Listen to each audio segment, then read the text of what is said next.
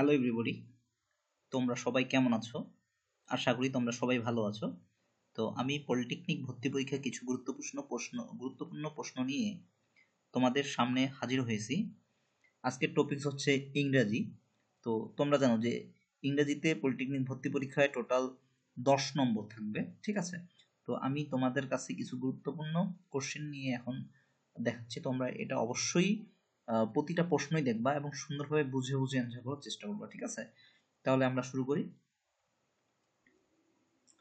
She was born in July হবে, in July, ঠিক আছে?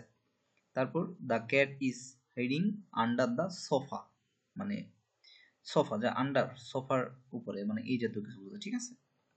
He goes to school by bus, কিসে করে যাচ্ছে? বাসে, বাই বাস, ঠিক আছে? যেমন journey by bus, journey by train, এই জাতীয় আর কি। The walk through the park to get home, the book was written by a famous author, মানে কে লিখেছে, ঠিক আছে?